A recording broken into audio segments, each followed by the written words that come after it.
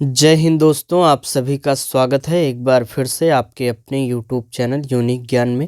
आज हम MA first semester history paper first जो कि आपका कोर्स टाइटल है इंडियन हिस्टोरियोग्राफी, उसका हम महासंग्राम रिवीजन क्लास देखेंगे। बहुत सारे कमेंट्स आपके आ रहे थे, सर हिस्ट्री की क्लास करा दीजिए। हमको थोड़ा बुखार हुआ है, क्लासेस नहीं करवाने का मन था, पर बहुत से बच्चों का हिस्ट्री सब्जेक्ट के महासंग्राम रिवीजन क्लास और previous year question paper solve कराने का कमेंट आया, तो आज ये महासंग्राम रिवीजन क्लास हम करवा रहे हैं आपको। बहुत ही अच्छे से आप पढ़िए ध्यान से। अगर आप चैनल पर नए हैं तो चैनल को सब्सक्राइब कीजिए और टेलीग्राम चैनल पर इसका आपको पीडीएफ दे दिया जाएगा, वहाँ से आप रिवीजन कर सकते हैं। चलिए देखते हैं कौन कौन से हमारे मोस्ट इम्पॉर्टेंट क्वेश्चन है इंडियन हिस्टोरियोग्राफी के। पहला प्रश्न हम देखेंगे, इतिहास के स्रोत। इतिहास के स्रोत क्या होते हैं? इतिहास की जानकारी के लिए इतिहास के स्रोतों का विशेष महत्व है। अर्थात जैसे कि इतिहास में क्या हुआ उसकी जानकारी प्राप्त करने के लिए कुछ ना कुछ हमें साक्ष्य तो चाहिए, कुछ ना कुछ हमें स्रोत तो चाहिए। उन स्रोतों के माध्यम से ही इतिहास में क्या हुआ, कैसे हुआ, क्या चीज़ें चलती थी, क्या संस्कृति थी, इसको हम जान पाते हैं। जैसे कि आत्मकथाएं, समकालीन इतिहास की पुस्तकें, कविताएं, प्रशासनिक फरमान, कानूनों का संग्रह, धार्मिक साहित्यिक रचनाएं जो होती थी, यूरोपीय यात्रियों के यात्रावृत्ति, संस्कृत के ग्रंथ और तुर्की, अरबी, फारसी भाषा में लिखे गए ऐतिहासिक साहित्यिक ग्रंथ इतिहास के महत्वपूर्ण स्रोत में शामिल हैं। ये एक प्रकार से आपको दिया गया है। ऐतिहासिक काल में विभिन्न प्रकार के ऐसे स्रोत हैं जिनसे हमें क्या पता चलता है, इतिहास की जानकारी हमें मिलती है। तो इतिहास की जानकारी के लिए हमें इतिहास के स्रोतों का एक प्रकार से विशेष महत्व होता है। इसको आप अच्छे से समझ ही गए होंगे। नेक्स्ट क्वेश्चन हमारा है, इतिहास क्या है? हीगल के अनुसार हम देखेंगे, हीगल महोदय क्या कहते हैं इतिहास। इतिहास एक उद्देश्य मूलक है। इतिहास का लक्ष्य स्वतंत्रता है और इसकी प्राप्ति के लिए जननायक होते हैं जो बुद्धि कौशल द्वारा इतिहास को विकसित करते हैं। इतिहास को आप ऐसा समझ सकते हैं, इतिहास में क्या घटनाएं घटी उससे हमें क्या सीख मिलती है। तो लोगों की गलतियों से ही हमें सीखना चाहिए। तो इतिहास में विभिन्न घटनाएं घटी, विभिन्न चीज़ें हुई, उन चीज़ों से कैसे कैसे विभिन्न चीज़ों का विकास हुआ, हम यह किसके द्वारा समझते हैं? इतिहास विषय के द्वारा समझते हैं। इतिहास का अर्थ बताइए। इतिहास एक अंग्रेजी शब्द हिस्ट्री का हिंदी रूपांतर है। हिस्ट्री यूनानी संज्ञा लोरोप्ला से लिया गया है। जो हिस्ट्री जो है वह यूनानी संज्ञा एक है, लोरोप्ला, वहाँ से लिया गया है, जिसका अर्थ क्या होता है? सीखना। कालांतर में इतिहास के लिए साइंटिया नाम लैटिन शब्द प्रयुक्त किया जाने लगा और हिंदी में इतिहास शब्द की व्युत्पत्ति जो है इतिहास तीन इन शब्दों से मिलकर बना, जिसका अर्थ हम जानेंगे। इति और ह और आस, ये तीन शब्दों से मिलकर हिंदी में जो है इतिहास शब्द को माना जाता है और इसका अर्थ क्या होता है? निश्चित रूप से ऐसा हुआ। अगला प्रश्न हम देखेंगे, इतिहास की परिभाषा। इतिहास की परिभाषा हम चार्ल्स के अनुसार देखेंगे। इतिहास मानवीय समाज का वर्णन है। उसका उद्देश्य सामाजिक परिवर्तनों को प्रभावित करने वाले उन सक्रिय विचारों का अन्वेषण है जो समाज के लिए विकास में बाधक सहायक सिद्ध हुए हैं, और इन सभी तथ्यों को उल्लेख जो है हम इतिहास में होना चाहिए। बहुत ही साधारण भाषा में, बहुत ही सरल भाषा में आपको यहाँ पर हर एक प्रश्न बताया जा रहा है। बस ध्यान से आप सुनते रहिए। टेलीग्राम चैनल पर आपको दिया गया जो लिंक है, एक प्रकार से पीडीएफ नोट्स है, वहाँ से आप रिवीजन करिए, अच्छी तैयारी आपकी हो जाएगी।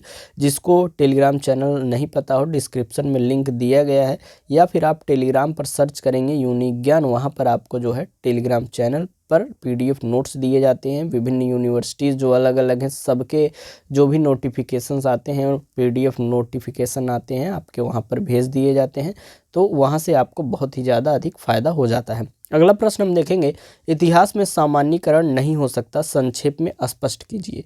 विको के समान, विको एक प्रकार से इतिहासकार हैं, उनके समान जर्मन दार्शनिक हर्डन ने अपनी कृति yet another philosophy of history में स्पष्ट किया है कि इतिहास में सामान्यीकरण जो है वह नहीं हो सकता। प्रत्येक समाज विशिष्ट होता है, उस समाज के विकास का प्रत्येक क्षण भिन्न होता है। अर्थात अलग अलग समाज जो होता है, अलग अलग संस्कृति जो होती है, वह अपने लिए विशिष्ट होती है और अलग प्रकार से अलग अलग संस्कृतियों का विकास होता है। तो इतिहास का हम सामान्यीकरण नहीं कर सकते हैं। ये किस कृति में जर्मन हर्डन ने अपने लिखा? Yet another philosophy of history में बताया हुआ था। अगला प्रश्न हम देखेंगे, छठवां प्रश्न, इतिहास की संस्कृति का सार गर्भित वह विशद विवेचन किसने किया? वॉल्टेयर जो है वह पहला इतिहासकार था जिसने एशिया की संस्कृति का सारगर्भित व विशद विवेचन किया, जिसके फलस्वरूप यूरोपीय इतिहासकारों का ध्यान प्राचीन भारत और चीन की महान संस्कृतियों को ओर जो है आकर्षित हुआ। आपका ये जो है फर्स्ट पेपर है। सेकंड पेपर आपने क्या लिया हुआ है, थर्ड क्या लिया है, फोर्थ क्या लिया है, यह कमेंट में अवश्य बता दें, जिससे नेक्स्ट महासंग्राम revision class previous year question paper आपको दे दिया जाए आपके उस पेपर का। प्रीवियस ईयर क्वेश्चन पेपर आपका जो इंडियन हिस्टोग्राफी है उसका हमें मिल गया है, वो आपको कल हम जो है उसको अच्छे से सॉल्व करा के अपलोड कर देंगे और उसका पीडीएफ जो है आपको टेलीग्राम चैनल पर प्राप्त हो जाएगा। तो चैनल पर बने रहिए, दोस्तों के पास अवश्य शेयर कीजिए। चलिए देखते हैं हमारा अगला प्रश्न क्या है। इतिहास प्रधान कौन सा दर्शन है? यह किस विश्वास पर आधारित है? ईसाई दर्शन जो है इतिहास प्रधान है। यह इस विश्वास पर आधारित है कि मनुष्य परम सत्य की प्राप्ति इतिहास के मध्य करता है और जिसमें ईश्वर अपनी सृष्टि के लिए आत्म प्रकाशन करता है। यहूदी धर्म का प्रारंभ जो है ऐतिहासिक घटनाओं की समृद्धि के साथ हुआ। अगला हम प्रश्न देखेंगे, इतिहास शब्द का प्रयोग सर्वप्रथम कब हुआ? इतिहास जो शब्द है उसका सर्वप्रथम प्रयोग कब हुआ था, किसने किया था? इतिहास जो शब्द है उसका सर्वप्रथम प्रयोग यूनानी युग में हुआ। यूनान में हिस्टोर उस विशेषज्ञ को कहा जाता था जिसने विवादों का निपटारा करने की प्रार्थना की जाती थी। यूनानी इतिहासकारों में थ्यूसिडाइडीज का नाम जो है विशेष रूप से उल्लेखनीय है। ये यूनानी युग में जो है यूनान इतिहास शब्द का जो है सर्वप्रथम प्रयोग हुआ था। अगला प्रश्न, इतिहास के जनक कौन है? इन्होंने किस उद्देश्य में इतिहास का अध्ययन किया? इतिहास के जनक जो हैं वह हेरोडोटस थे। इन्होंने अतीत के मानवीय कार्यों को वर्तमान तथा भविष्य के लिए सुरक्षित करने के उद्देश्य से अध्ययन किया था। अतीत में जो मानवीय कार्य हुए थे उसको वर्तमान तथा भविष्य के लिए उन्होंने सुरक्षित करने के उद्देश्य से इतिहास को पढ़ा हुआ था। इस प्रकार उसने मानवीय कार्यों तथा उपलब्धियों की कहानी प्रस्तुत की। सभी इतिहासकारों ने प्रत्येक युग में इतिहास लेखन की आवश्यकता को एक प्रकार से स्वीकार किया। अगला प्रश्न हम देखेंगे, इतिहास शिक्षाप्रद है? स्पष्ट कीजिए। वेदों के अतिरिक्त ज्ञान की अनेक शाखाएं कही गई हैं, इतिहास भी उनमें एक है। उसकी उपयोगिता के कारण ही कालांतर में इसमें पंचम वेद मान लिया गया है। जो इतिहास है इसे पंचम वेद मान लिया गया, क्योंकि इतिहास दर्पण की भांति मानवीय मूल्यों को जो है प्रतिबिंबित करता रहता है। क्या आपको लगता है इतिहास जो है शिक्षाप्रद है?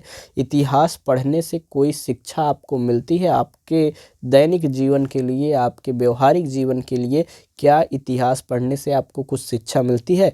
अगर मिलती है तो आप कमेंट में हमें अवश्य बताएं। एक प्रकार से ये सभी चीज़ें आपको सोचने से आपके विचार करने की क्षमता जो है वह बढ़ती है। तो आप सोच समझकर बताएं कि इतिहास हम पढ़ रहे हैं, क्या उससे हमारे जीवन में कुछ सीख या कुछ शिक्षा प्राप्त हो रही है। अगला प्रश्न हम देखेंगे, इतिहास की व्यावसायिक उपयोगिता बताइए।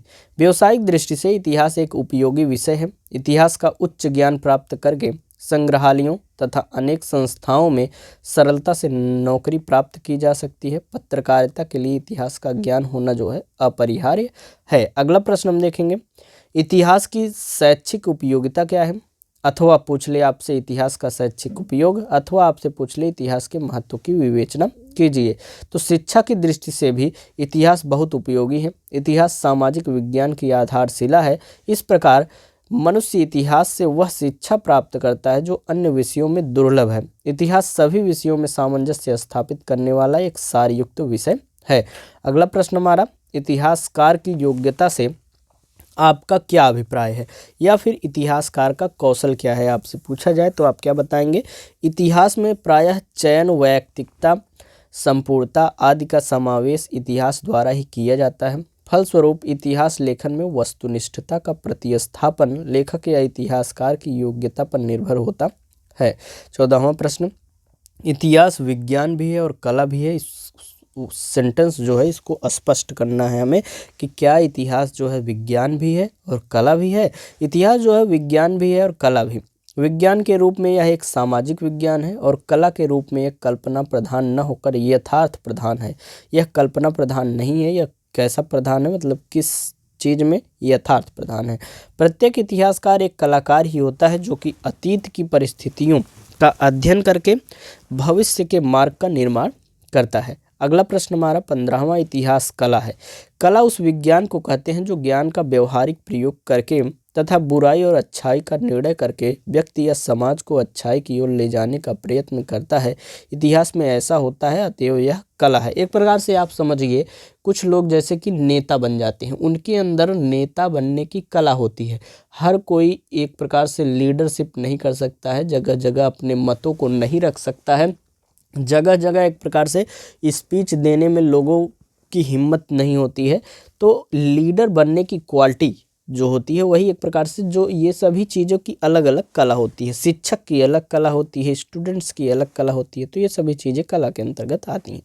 एक प्रकार से कला जो है वह सीखी जा सकती है। लीडर बनाया जा सकता है किसी को भी, मतलब कोई है उतना उसके पास बोलने की क्षमता नहीं है, परंतु उसे सिखाया जाए, अच्छे ट्रेनर दिए जाए, अच्छे टीचर दिए जाएं, तो वह भी अच्छा अपना जो है मत रख सकता है। अगला प्रश्न हमारा, दिल्ली सुल्तानों द्वारा लिखित एकमात्र आत्मकथा का नाम लिखिए, यह किस पर अंकित है।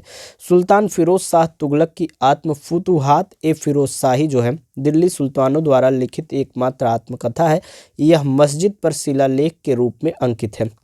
कल आपको जब हम previous year question paper solve कराएंगे तो आपको देखने को मिलेगा, इसमें से प्रश्न आपको देखने को मिल जाएंगे और आपके पेपर में भी यहाँ से प्रश्न देखने को मिलेंगे। प्रीवियस ईयर क्वेश्चन देखना इसलिए ज़रूर हो जाता है क्योंकि वहाँ से आपको पता चलता है किन टॉपिक से अधिक प्रश्न पूछे जा रहे हैं और किस प्रकार के प्रश्न पूछे जा रहे हैं। आपको यह भी पता होगा कि विभिन्न यूनिवर्सिटीज़ के क्वेश्चन जो हैं वह रिपीट हो रहे हैं, जैसे कि वीर बहादुर सिंह पूर्वांचल यूनिवर्सिटी में हो गया है, उसका प्रीवियस ईयर क्वेश्चन आप देखेंगे।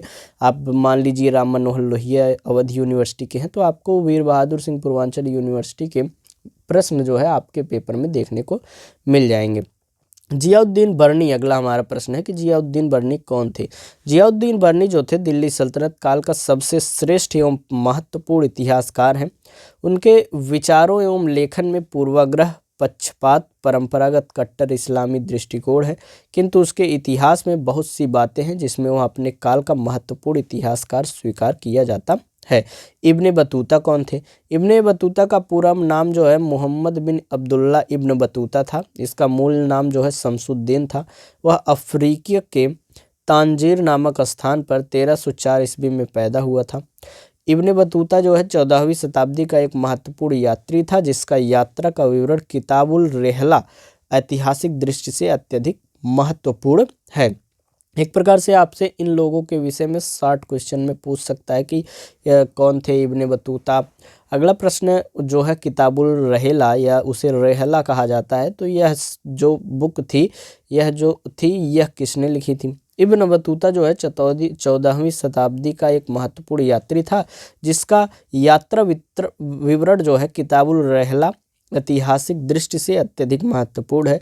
रेहला में इब्न बतूता ने भारतीय समाज और शासन व्यवस्था का विशद वर्णन किया है। वृत्तांत लेखक के रूप में उसका स्थान जो है बर्नी से भी ऊंचा है। अगला प्रश्न हमारा 20वां, फतवा ए जहांदारी। बर्नी द्वारा रचित फतवा ए जहांदारी इस्लामी सिद्धांतों पर आधारित राजतंत्र पर एकमात्र पुस्तक है। यह सही है कि इसमें बहुत से विचार बर्नी के हैं, यद्यपि यह अन्य काल्पनिक व्यक्तियों के मुँह से कहलवाए गए हैं। 21वां प्रश्न है, खिलजी कालीन प्रमुख ऐतिहासिक कृतियों को लिखिए। खिलजी कालीन प्रमुख ऐतिहासिक कृतियां जो हैं कौन कौन सी हैं। बकिया एक नकिया, तारीख ए फिरोज शाही, खजाइन उल फुतूह, मिफ्ता उल फुतूह, तारीख ए मुबारक शाही, यह सभी जो हैं खिलजी कालीन प्रमुख ऐतिहासिक कृतियां हैं। अगला प्रश्न हमारा अमीर खुसरो के विषय में। अमीर खुसरो का जन्म जो है 1253 ईस्वी में हुआ था और अमीर खुसरो विशेष रूप से निजामुद्दीन औलिया के काफ़ी नज़दीक थे और उन्होंने अपने काव्य तथा संगीत के माध्यम से भारत की सूफी संस्कृति के निर्माण में महान योगदान दिया हुआ था। अमीर खुसरो अलाई राज्य का शाही इतिहासकार था। अगला प्रश्न हम देखेंगे, बस आप ध्यान से सुनते रहिए, रिवीजन आप कर लीजिएगा। टेलीग्राम पर तुरंत आपको अभी हम नोट्स सेंड कर देंगे, आप वहां से रिवीजन करके और प्रीवियस ईयर क्वेश्चन पेपर आज आपको भेज देंगे, सॉल्व कल कराया जाएगा। आप प्रश्न उस देखे रहिएगा, अपने आप से भी तैयारी किए रहिएगा, जिससे आपको एक प्रकार से स्वयं से जब आप तैयारी करते हैं उसको प्रश्न को ढूंढेंगे तो जल्दी आपको याद होगा, बाकी कल सॉल्व उसको कराया ही जाएगा। अगला प्रश्न है अलबरूनी। अलबरूनी जो है मात्र एक इतिहासकार नहीं थे, उनके ज्ञान और रुचियों की व्याप्ति जीवन के अन्य क्षेत्रों में भी थी, जैसे कि खगोल विज्ञान, भूगोल, तर्कशास्त्र, औषधि विज्ञान, गणित, दर्शन, धर्मशास्त्र और धर्म। किताबुल हिंद उनकी अनुपम कृति है। महमूद गजनवी के भारतीय अभियान के समय वे उसके साथ साथ भारत आए हुए थे। अर्थात एक अलबरूनी जो थे वह एकमात्र इतिहासकार नहीं थे, मतलब उनका अलग अलग विभिन्न विषयों में भी अच्छी पहचान है, अच्छा कार्य उन्होंने किया हुआ है। आवाज़ में आपको दिक्कत लग रही हो उसके लिए आप परेशान ना हो। अभी कमेंट करने लगे सर पढ़ नहीं पा रहे हैं, सर बता नहीं पा रहे हैं, सर शब्द गलत बोल रहे हैं, कुछ बच्चे कमेंट करते हैं, तो जुकाम के कारण ऐसा हो रहा है। अगला प्रश्न हम देखेंगे राजतरंगिणी। कल्हड़ कृत जो राजतरंगिणी संस्कृत में उपलब्ध एकमात्र ऐतिहासिक रचना है। इस कृति में मध्यकालीन कश्मीर का ऐतिहासिक विवरण मिलता है। राजतरंगिणी का रचना काल जो है वह 1148 से 49 ईस्वी के आसपास है। यह संस्कृत में उपलब्ध उन रचनाओं में सर्वाधिक महत्वपूर्ण रचना है जिसमें ऐतिहासिक इतिवृत्त की विशेषताएं पाई जाती हैं। अगला प्रश्न हमारा 25वां प्रश्न, अब्दुल कादिर बदायूनी कौन थे? अब्दुल कादिर बदायूनी का जन्म जो है 31 अगस्त 1540 ईस्वी में हुआ। यह मुलुक शाह का पुत्र था। चूँकि अब्दुल कादिर जो है बदायूं में पैदा हुआ था, अतः यह बदायूनी के नाम से प्रसिद्ध हुआ। 1574 ईस्वी में उसका परिचय अकबर से हुआ। उसके ज्ञान और विद्वता को ध्यान में रखते हुए अकबर ने इसे इमाम के पद पर नियुक्त किया हुआ था। अगला प्रश्न हम देखेंगे। ये देखिए किसी भी व्यक्तित्व के विषय में आपको समझाया नहीं जा सकता है, आपको एक बार बता दिया जा रहा है, बस आप ध्यान से सुनेंगे तो आपको यह याद हो जाएगा, क्योंकि जो व्यक्ति का जीवन परिचय होता है वो आपको याद करना होता है। तो आपका ये जो सिलेबस है इसमें लगभग आपको यही चीज़ें मिलेंगी, पुस्तक के नाम, इतिहासकार, ग्रंथ क्या थे, उन सभी चीज़ों के विषय में। अगला प्रश्न है अबुल फजल। अबुल फजल जो है मध्यकालीन इतिहासकारों में प्रथम व्यक्ति था जिसने मूल स्रोतों की महत्ता को समझते हुए इतिहास के प्रति धर्मनिरपेक्षता और तर्कपूर्ण दृष्टिकोण अपनाया। उसे इतिहास के क्षेत्र को विस्तृत करने का श्रेय भी है। अपनी रचनाओं में उसने राजनैतिक, सामाजिक एवं आर्थिक संबंधित तत्वों का जो है विस्तृत निरूपण किया था। अगला प्रश्न 27वां प्रश्न, अबुल फजल की प्रमुख रचनाएं बताइए। अबुल फजल ने अपने को लेखक, राजनेता, कूटनीतिज्ञ एवं सेनाधिपति के रूप में प्रतिष्ठित किया था। उसकी महत्वपूर्ण रचनाओं में उल्लेखनीय है अकबरनामा। अबुल फजल ने अकबरनामा लिखा हुआ है। आईने अकबरी, मकतूबात ए अल्लामी, रुकयात ए अबुल फजल जो है यह सभी रचनाएं अबुल फजल ने की हुई हैं। अकबरनामा, आईने अकबरी, मकतूबात ए अल्लामी और रुकयात ए अबुल फजल। अगला प्रश्न हम देखेंगे 28 नंबर प्रश्न, मुनखतब उत तवारीख किसकी सुप्रसिद्ध रचना है? मुंतखब उत तवारीख बदायूनी की सबसे प्रसिद्ध कृति है जिसमें उसने शहंशाह अकबर तथा उसके उदारवादी दोस्तों जैसे कि अबुल फजल और फिजी की बुरी तरह से भर्त्सना और आलोचना की हुई है। अगला प्रश्न, बदायूनी की प्रमुख कृतियों के नाम लिखिए। तो उसने क्या क्या कृतियां लिखी हुई हैं? किताबुल अहदीस, तारीख अलकीम, बहर उल असमर, नजात उल राशिद, तर्जुमाह ए महाभारत, तर्जुमाह ए रामायण, तर्जुमाह ए सिंहासन बत्तीसी, मुंतकफ उत तवारीख जो है यह सभी बदायूनी ने रचना की हुई है। अगला प्रश्न हमारा, तुजुक ए जहांगीरी के ऐतिहासिक महत्व को संक्षेप में लिखिए। सम्राट जहांगीर के शासनकाल का इतिहास जानने के लिए फारसी भाषा में जहांगीर रचित तुजुक ए जहांगीरी एक महत्वपूर्ण ग्रंथ है। इसको किसने लिखा हुआ है? तुजुक ए जहांगीरी को जहांगीर ने खुद लिखा हुआ है। इसमें न केवल हमें उसके समय की राजनीतिक गतिविधियों की विस्तृत जानकारी मिलती है अपितु उस समय की सांस्कृतिक परिवेश के संबंध में ज्ञान प्राप्त होता है। अगला प्रश्न हम देखेंगे 31 नंबर, तुजुक ए जहांगीरी की उपलब्ध प्रतियों के नाम बताइए, मतलब कौन कौन सी प्रतियां इसकी उपलब्ध हैं। पहला है द्वाजद साल ए जहांगीरी, इकबाल नामा ए जहांगीरी, वाकयात ए जहांगीरी, तुजुक ए जहांगीरी, कारनामा ए जहांगीरी और जहांगीरनामा। इन सभी नामों से भी इसकी प्रतियां उपलब्ध है। अगला प्रश्न हमारा है, बाबरनामा को कितने भागों में विभक्त किया जाता है? बाबरनामा को 3 भागों में विभक्त किया जाता है। पहला है फरगाना और समरकंद से संबंधित विवरण, दूसरा है काबुल से संबंधित विवरण और तीसरा है भारत संबंधी विवरण। बाबरनामा को 3 भागों में विभक्त किया जाता है। अगला प्रश्न हमारा, बाबरनामा के प्रथम एवं द्वितीय अनुवादक कौन थे? बाबरनामा बाबर के शासन का मौलिक स्रोत है।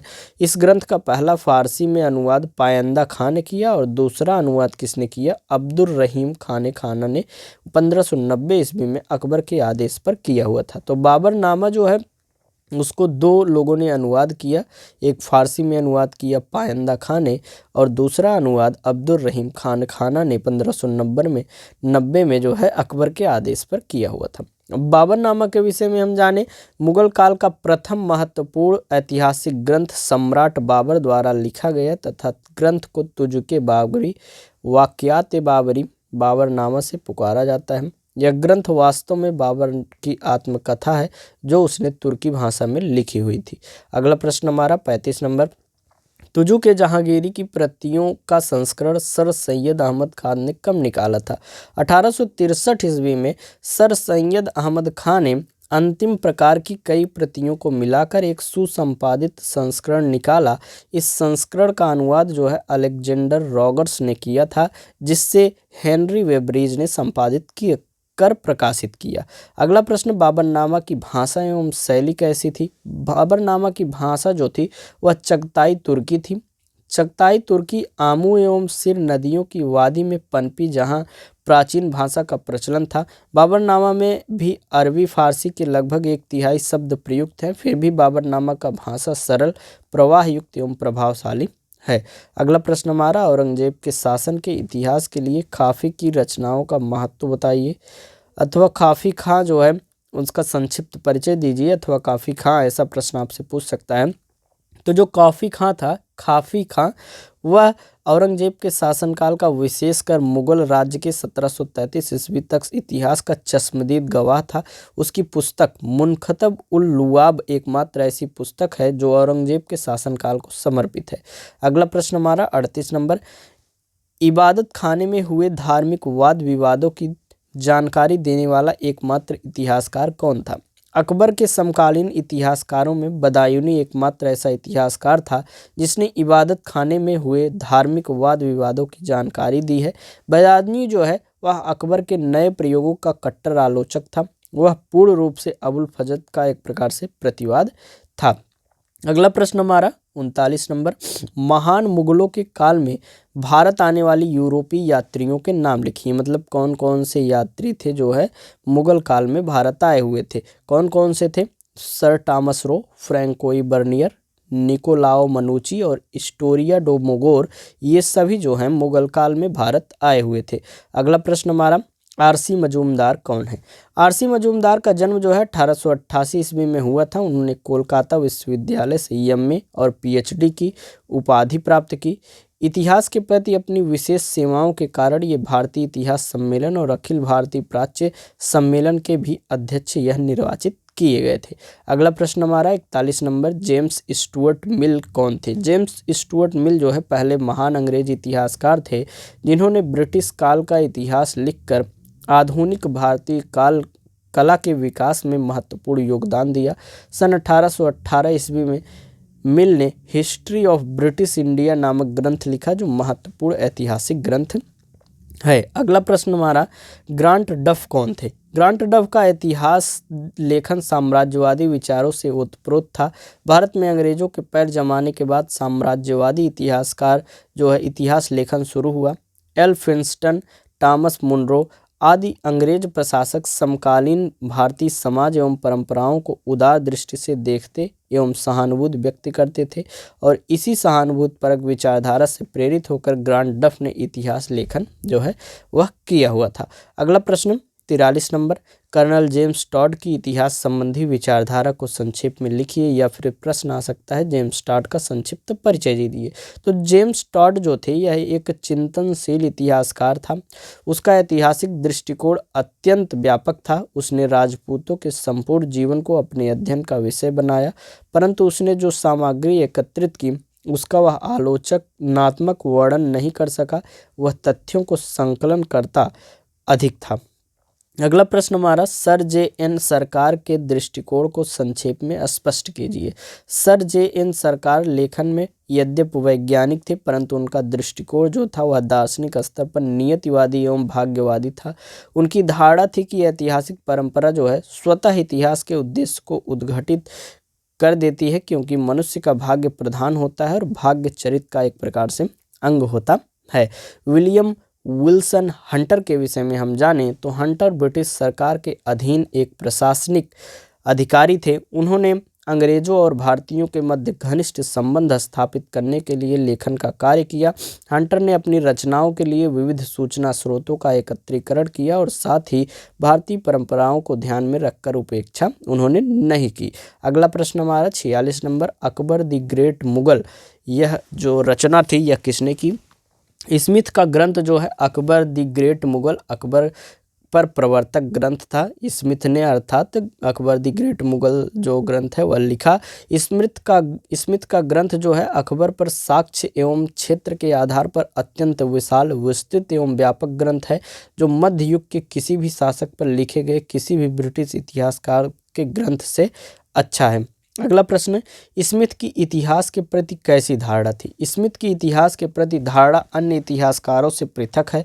वह इतिहास के उपयोगिता के सिद्धांत को मानते थे। उनका मानना था कि अतीत का अध्ययन वर्तमान की समस्या को निपटाने एवं भविष्य की योजना बनाने में सहायक होती है। उसने आधुनिक लेखन शैली को अपनाया था। अगला प्रश्न 48 नंबर, अबुल फजल द्वारा लिखित ग्रंथों में अकबर नाम का विशेष महत्व था। अकबरनामा को 3 भागों में विभाजित किया गया। प्रथम भाग में तैमूर से लेकर हुमायूं तक के मुगल वंश के इतिहास का वर्णन किया गया। दूसरे और तीसरे में अबुल फजल ने 1602 ईस्वी से हुई अपनी मृत्यु के समय तक के अकबर के शासनकाल के इतिहास का उसमें वर्णन किया हुआ है।